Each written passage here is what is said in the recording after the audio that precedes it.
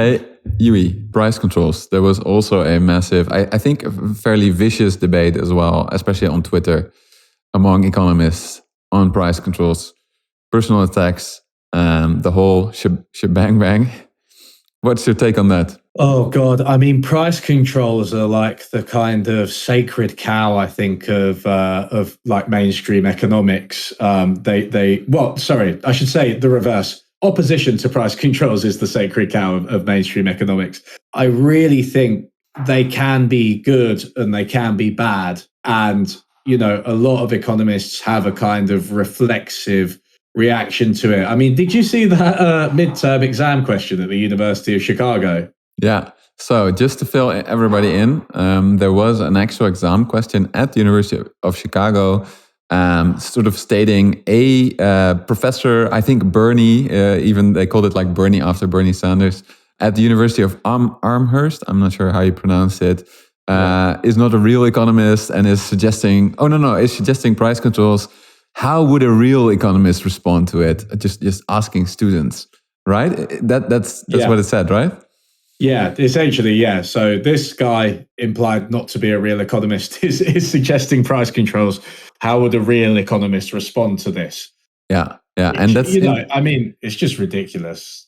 And it's in reaction to an op-ed by a assistant professor, I think, from University of Amherst, Isabella Weber, who I think wrote a very interesting case study on China, actually. And so I think knows much more about price controls than typical economists, because in China, I think they did use price controls quite extensively during their development. And she actually didn't go into too much detail. It was in The Guardian, so a bit of a left-leaning newspaper saying, hey, actually, these corporations are making massive profits now with all of these supply shortages. You know, maybe we should do price controls and let them basically take the hit. And that's heresy. You can't say that. Yeah, actually, I have to be honest. I actually think I didn't read that original Guardian article. I've read the fallout from it. But you know, on Twitter, when everyone's annoyed at something, and you have a hard time figuring out what the original thing was that set it all off. Yeah. I think I never got around to reading the original one, but I've read a lot of the debates since then, and there are perhaps some arguments for price controls that are, you know, targeted and carefully designed in specific sectors. I think especially if there's monopoly power. And by the way, somebody on my chat asked something about monopoly power and prices. So I guess that relates to this discussion we're having. But I think, if there's a great degree of monopoly power and you have quite high markups, then I can see price controls as a policy. And indeed, it's worth saying that is an implication of like fairly basic economics, right? So, you know, if you're going to act like basic economics says you can't have price controls, I actually think you're pretty much wrong, because any theory of monopoly actually says that they're a good policy. So, I think they can be a good policy. I do want to say I think they can be a bad policy. I know in the UK, we've had price caps on energy. Mm-hmm. And actually what's happened is that some of the companies, the gas and electric companies, have started to go bust. My own company, Bulb, has gone into administration. And I think you've got to be clear, you know, is it that prices are rising, right? But because costs are rising. So if prices are rising because costs are rising, then a price control isn't what you want, because you're just going to end up making the companies go bust. Yeah. But if prices are rising, but they're rising much more than costs, or costs aren't rising at all, then you want to look at something like a price control. So I actually think that gas and electric cap was an example of a bad policy. I think the problems with the UK's energy prices stem from like the actual infrastructure rather than the retail side. Mm-hmm. The retail companies don't make as much profit as you might think. And, you know, that's all acknowledging that energy prices are really high and it's hurting people. But I just think it's the wrong policy to pursue. So that's a case where I think price controls are bad. But there are plenty of other cases where I think they can be effective. Yeah, but for inflation, I'm wondering, like, if we look where is a lot of the pressure coming from? Second-hand car market, mainly through, as I understood it, chips, right? Computer chips.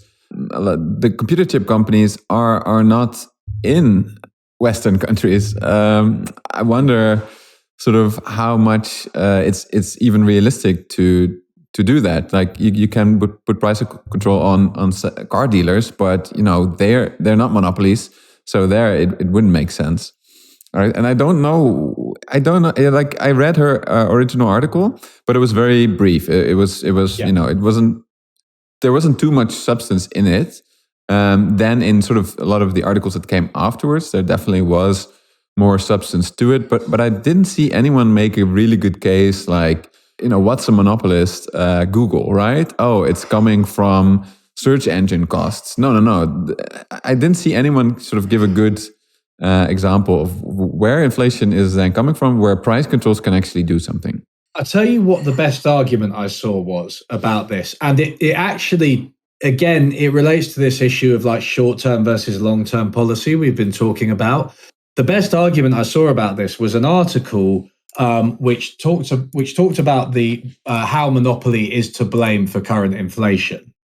And what it said was actually it's not just about monopolies are raising prices. Mm-hmm. What's actually happened is that arguably monopolies have been responsible for some of the more stretched supply chains we've seen over the past few years, over the past decade or more. And that is kind of a much more indirect way that we've seen their effects of inflation. Sorry, I'm just trying to look for this article. That's why I'm stumbling a little bit. Yeah, in the Washington Monthly, sorry, by Paul Glastris. Pretending monopoly has nothing to do with inflation, right? Yeah. So it mostly talks about this issue of supply chains, just-in-time supply chains, how stretched they are, and how that's a policy that's been pursued by monopolies who have control over the entire supply chain. There's not enough competition. There's not enough redundancy and contingency, and that has fed into the supply chain bottlenecks, which has itself fed into inflation. But isn't like there's not enough redundancy? Isn't that a consequence of competition? Like, wouldn't you expect there to be redundancy if there were monopolies? I think it's basically an issue of cutting costs, right? So, any parts of the supply chain which are deemed to be redundant by a monopoly might be cut, right? So they can like maximize their efficiency and get the most out of what they've got. So, I mean, at least this is the argument of the article.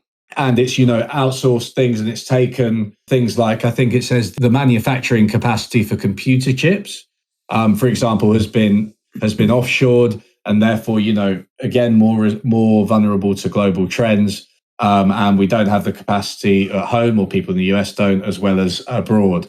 So I think that was the thing. It was this kind of cutting costs and maximizing efficiency by monopolies. I mean, whether competition would solve that automatically, or whether it would require a more active policy, I'm not sure. But I think that was the argument. Yeah. Okay. So you could then shield, like it's basically arguing for more national industries which do compete with each other, but perhaps like behind some small trade barriers, so that they will have some buffers. Like they don't like, because like if there's full competition, that companies won't have big buffers against events that don't typically happen, right? No, I mean, yeah, it's an interesting point you raise. I mean, there's almost an argument that some kind of like regulated oligopoly is the optimum there, right? Because then you don't have the kind of outright competition where there's no margins and no room for redundancies, as you said, but you don't have the monopoly either, where redundancies are cut because the monopoly doesn't want them and has the power to.